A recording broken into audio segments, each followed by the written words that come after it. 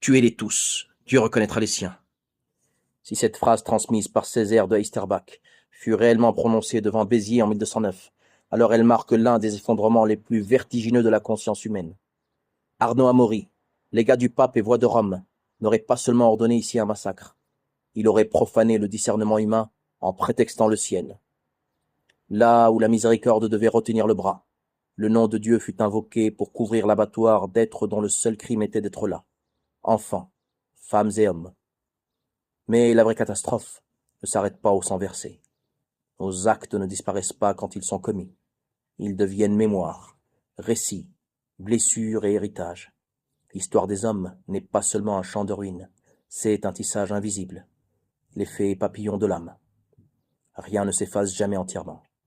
Longtemps, nous nous sommes crus protégés par l'oubli, mais la science commence à éclairer avec prudence ce que les sagesses anciennes pressentaient. Certaines blessures ne meurent pas avec ceux qui les ont subies.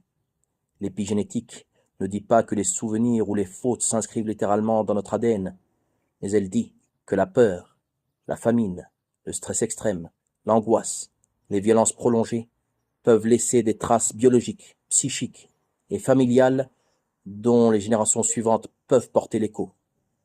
Nous ne portons pas seulement la couleur de leurs yeux, nous pouvons porter le tremblement de leur nuit. Une guerre peut finir dans les livres et continuer dans les nerfs d'un enfant. Une peur peut perdre son nom et survivre sous forme d'angoisse. Un stress ancien peut traverser les générations comme une alarme sans incendie. Car l'histoire est une conversation entre les morts, les vivants et ceux qui vont naître. Mais regardez l'envers lumineux de cette tapisserie. Dans la sourate de la caverne, 2 orphelins voient leur trésor protégé sous un mur restauré. Pourquoi? Le texte répond ici avec une sobriété royale. Leur père était un homme vertueux. Et certains maîtres de l'exégèse ont vu dans ce père non pas seulement le père immédiat, mais un aïeul lointain, jusqu'à 7 générations passées. 7 générations. La droiture d'un homme veillait encore sur des enfants qui ne connaissaient peut-être même pas son nom. Sa vertu n'était pas morte avec lui. Elle travaillait dans l'invisible. Elle était devenue protection, abri, miséricorde. La vertu est un capital silencieux qui travaille à notre insu dans les banques du destin. Elle est ce parfum qui imprègne les murs bien après que la fleur a fané. Elle est cette main disparue qui continue de tenir une porte. Voilà le mystère renversé. Si la faute peut laisser une ombre, la vertu peut laisser un refuge. Le mal transmet parfois sa fièvre, mais le bien transmet aussi sa lumière. Nous ne sommes peut-être pas responsables de tout ce que nous avons reçu, mais nous sommes comptables de ce que nous transmettons. Chaque colère retenue, au lieu d'être léguée, est une chaîne brisée. Chaque pardon sincère est une dette ancienne qui cesse de réclamer du sang. Chaque acte de miséricorde est une pierre posée pour consolider le mur de ceux qui viendront après nous. Derrière votre épaule, il y a peut-être le sillage d'un père vertueux.